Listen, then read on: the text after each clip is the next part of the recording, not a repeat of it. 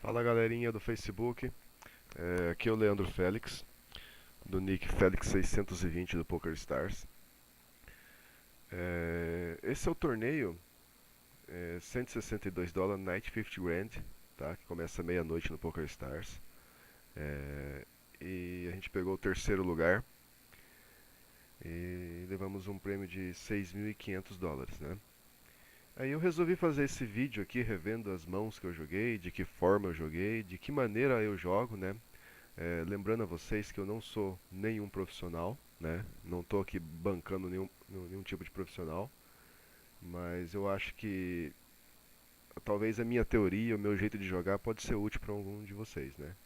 Então eu resolvi fazer esse vídeo aqui revendo as mãos que eu joguei e a minha linha de raciocínio, né? Bom, eu vou passando aqui as mãos do Fold, né? Esse aqui é um programinha Universal Replayer, o qual vocês podem jogar todo o histórico das suas mãos no torneio nesse programinha para você rever, né? Então bora lá. Esse tipo de torneio, MTT, eu costumo jogar bem tight, né? Um jogo bem preso no começo, não me envolvendo muito em mãos, né? Bom, aqui tem um rei-dama de copas, rei-dama de copas, suíte, né? Então vamos ver como é que foi essa ação aqui. Nosso amigo Banana Azul abre raise ali de 75 fichas, né? Que é mais ou menos duas vezes o blind. Esse é um tipo de raise padrão que muita gente usa, né, nos torneios. Você abrir duas vezes o blind e meio, né? Eu costumo abrir duas vezes um quebradinho. Conforme a altura do torneio, eu abro só 2,1, né? O blind. Então dá uns quebradinhos, né? Uma forma de você poder abrir a ação da mesa, abrir raise. E caso haja alguma outra reação, eh, a coisa fica mais séria, você pode largar a tua mão, né? Se você precisar largar a tua mão, você só gastou um pouco de ficha para tentar roubar os blinds, né? Então vamos lá. Eu dei call, né? Exatamente por eu estar em posição, né? Tá com o botão, então eu não tenho por que eu querer erguer com essa mão, né? Contra ele, até porque o torneio começou agora, a gente não tem nada anotado dos jogadores aqui. Os nossos stacks estão ainda no inicial, né? Stack inicial. Então acho que não precisa erguer, né? Vamos tá, tomamos call aqui também do Big Blind. E vamos lá, ele check e o nosso amigo já deu um c-bet de 100 fichas num pote 240, que é mais ou menos um pouco menos da metade, né? Como eu já havia acertado aqui a dama, eu resolvi já fazer um bet, até mesmo para tirar informação, né? É um bet de informação e também um bet de valor, né? Para a gente poder ver em que posição a gente está nessa jogada, né? Nosso amigo deu call. No momento que ele deu call e não me voltou, eu já acabei colocando ele em algum draw nesse flop, né? Ele podia estar pagando aqui num draw de flush, né? Tá com duas cartas de paus. E num draw pra street, né? Ele podia estar esperando fazer uma sequência. E foi por isso então que ele talvez tenha dado só call, né? Ele pegou e deu check, né? No turn. Opa, só um minutinho. Vou até fechar aqui o Poker Stars, senão ele vai ficar incomodando. Desculpa aí, galera. Eu dei um bet de 360 fichas, que é um terço praticamente do pote, né? Até mesmo para poder extrair valor, né? Não tem uma mão para querer expulsar ele desse jogo, né? Aí no River bateu um 5 e ele deu check. Eu resolvi dar check também, porque com esse rei dama eu podia estar perdendo aqui para um 2 par, aqui, um dama valete. E acabei não apostando mais nada no River, né? Ele apresentou 10 e dama, né? Realmente fazia sentido o nosso cálculo. Ele estava pagando no flush draw, né? E já puxamos então nosso primeiro pote. Então bora lá. 4, 5, 3, 5, essas mãozinhas assim, o switch com 2 gape aqui eu já não vou jogando, né? Par de dama. Vamos ver como é que foi essa jogada aqui. Eu abri raise padrão, né? Duas vezes o blind e meio. Até porque se eu abrir mais caro aqui, posso também, né, não tomar nenhum call, né? Então eu abri pouco realmente para querer tomar um call, né? Tentar não expulsar a freguesia, né? Não adianta ficar com medo, o cara vai pagar com Ás e alguma coisa e vai acertar o Ás, vai acertar o rei. Não tem que ter esses medos não, ficar vendo fantasma, né? Então tá, pra nossa sorte, pra nosso azar, né? Ninguém tinha nada, acabamos só levando os pequenos blinds, né? Então vamos lá, vamos passando as mãos aqui, pra gente até não perder muito tempo, porque esse torneio teve 464 mãos jogadas, né? Então pode ficar muito demorado. Então as que eu tô passando aqui é tudo fold, ó. Tudo fold, né? Dama 5 AK. Esse AK aqui foi uma jogada muito interessante, porque da forma que muita gente joga AK, né? Acha que AK é uma mão muito muito forte, é invencível, né? Então vai depender muito da situação. Ela pode ser uma mão muito boa ou não, né? Nessa situação eu percebi que não era. O nosso amigo aqui em UTG mais um abriu o raise padrão 125 fichas. Eu poderia facilmente tribetar ele, né? Mas levando em consideração o nível dos jogadores nesse torneio e talvez um pouco com medo da ação do restante da mesa que tinha ainda para falar, eu apenas dei call. Eu pensei, eu vou dar call em posição sobre ele, que aí eu jogo em posição no flop, né? Se eu acertar uma mão boa no flop, eu vou conseguir extrair ficha nele, porque ele vai querer CBetar o flop. Né? Isso é meio que básico para esses jogadores, né? Ele abre o raise pré-flop e CBet no flop. Então já pensando nisso, eu dou call e tento extrair alguma coisa, né? Mas aí, para nossa surpresa, o nosso amigo aqui à esquerda, ele tribetou, né? Já ergueu aqui para 350 ficha, que é 3 vezes e um pouquinho o valor que o cara aqui colocou, né? Quase 3 vezes, né? Fold, fold.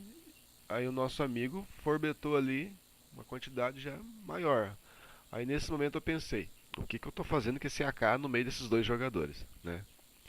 Por que, que eu vou me envolver numa situação duvidosa em que já houve um bet, tribet, forbet, né? Então eu resolvi dar o fold, já imaginando que um desses dois jogadores pode estar bem calçado, com cartas boas, então eu pensei, não vou me envolver, eu estou perdendo aqui, né? E foi exatamente o que eu fiz, eu dei fold no AK, o nosso amigo aqui mandou a polenta, né? E showdown pré-flop aqui, par de Ás contra AK, quer dizer, nossa teoria tinha fundamento, realmente estavam perdendo, né? E nosso companheiro forneceu algumas fichas então para par de Ás, né? E conseguimos foldar bem um AK em início de torneio, né? Então aprendam isso. É, AK, Ases e Dama, Ases e Rei, Ases e Valete, esses tipos de carta você tem que tomar muito cuidado tentando descobrir com quem você está jogando, analisando bem a situação, né? Bora lá então, par de 8. Eu abri o race, né? Duas vezes e um pouquinho ali o blind. Tomei call do botão. Vamos lá. Aí o flop vira rei, 3 e 10. O botão deu call em posição, quer dizer, já sou o primeiro a falar sobre ele. Na maioria das vezes nesse tipo de situação eu vou dar o cbet, né? Até porque eu posso pensar, ele tem o rei ou ele tem o 10, ele tá na minha frente, e ficar com medo. Não, não vou ficar vendo fantasma, não. Eu tenho que fazer a aposta para tirar informação para realmente saber se ele tá ganhando de mim ou não, né? Aí, para nossa felicidade, o rapaz não tinha nada, né? Então puxamos mais um potinho. Então tá, vamos passando aqui os folds. Agora mudamos de mesa. Rei e valete. Vamos ver como é que foi essa situação aqui. Um limper, né? Esses limpers aqui a gente tem que tomar cuidado, né? Uma situação que pode ser um trap. Então eu preferi não abrir nada, até porque tô sem posição nenhuma aqui, né? Então resolvi só completar. E o Big Blind deu check. Então flopamos uma trinca boa, né? Uma mão forte. A maioria das vezes os jogadores quando acertam uma trinca, eles quando é o primeiro a falar, eles costumam não apostar, eles dão check, né? E eu da mesma forma também faço assim, eu não aposto. Né? Em alguma situação eu posso apostar também, né? Aí eu dei check, Big Blind check. E o nosso limper aqui deu check. Aí no turn veio um 4, né? Eu continuei no mesmo pensamento. Falei, eu vou dar check, porque aí se alguém achava que eu tinha trinca, vai desacreditar nesse momento, né? Porque aí já não dei check no turn também, então fica mais fácil, né? Big Blind aposta 100 ficha, o nosso companheiro ali dá call, e eu dei call. E no river dobrou 10. Acreditando aqui que alguém tenha alguma coisa, tenha de repente um 10 na mão, né? Um Ás e 10, ou de repente um par de 4, né? Pra, sei lá, tentar ser uma jogada bem lucrativa. Eu imaginei que alguém tivesse alguma coisa, né?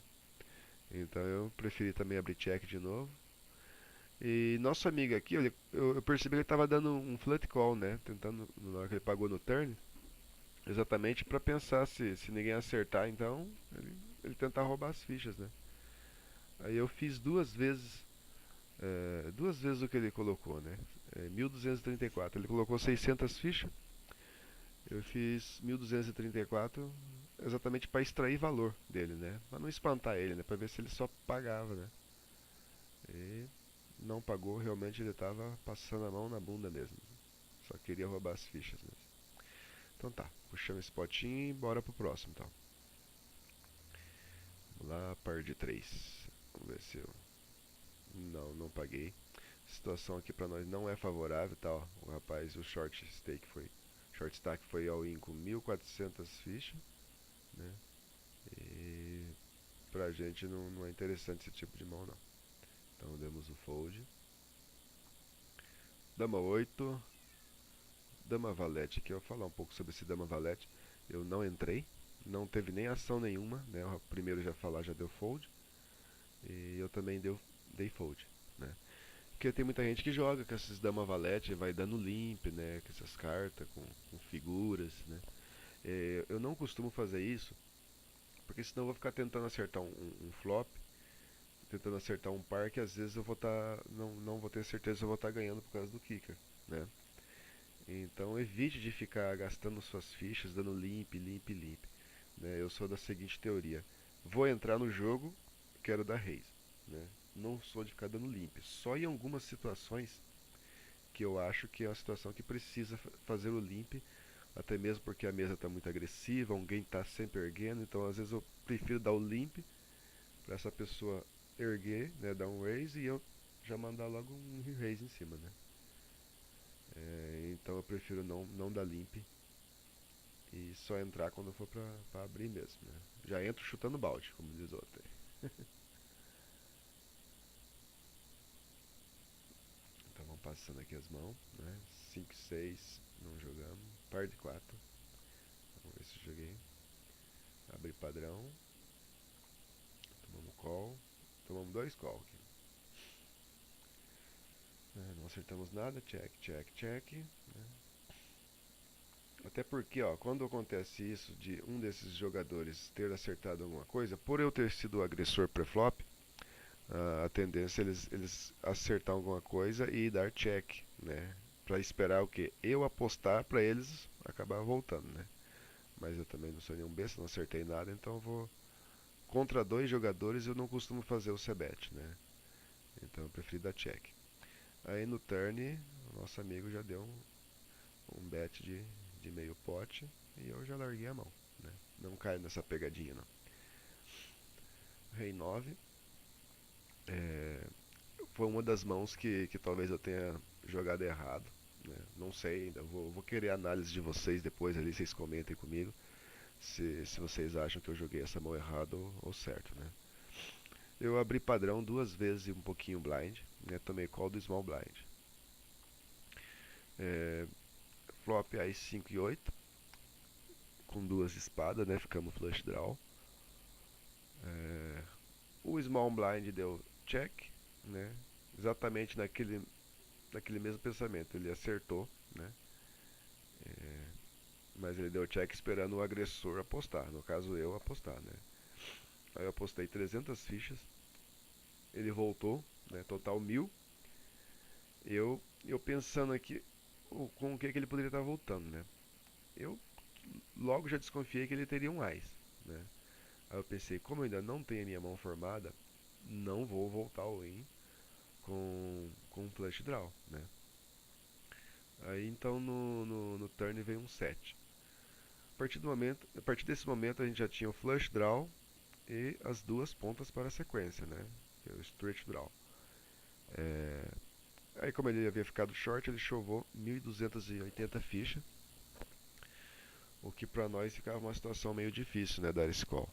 E eu dei esse call, e é aí que eu queria que vocês analisassem, né, se eu tinha, é, se esse meu call foi correto, né, se vocês fariam a mesma coisa, porque é uma jogada estranha, né, eu tava flush draw e straight draw, né, pro river. E me sobrou 1.900 fichas para trás. Se vocês fariam essa jogada dessa maneira ou não teria ido, né? Depois vocês comentem comigo lá no chat do Facebook. E para nossa surpresa aí o Barrigudinho bateu no River e puxamos essa mão e eliminamos mais um torneio. Mais um jogador, né? Essa próxima mão aqui é um par de 10. Logo depois, né, daquele Rei 9, foi uma das mãos mais difíceis, onde eu tomei uma decisão muito difícil nesse início de torneio, né? Eu abri padrão e já tomei volta aqui, né? O cara já mandou all in, né? E nesse momento eu pensei muito, por que que esse cara foi voltar all in em mim, né? Eu imaginei, será que é porque na mão anterior eu entrei com uma mão marginal, com rei 9 e, e esse cara tá achando que eu não tenho nada, né? Galera, eu vou fazer uma pausazinha aqui no vídeo, tá? E continuo no próximo vídeo, então, o desenrolar dessa mão, beleza? Um abraço, valeu.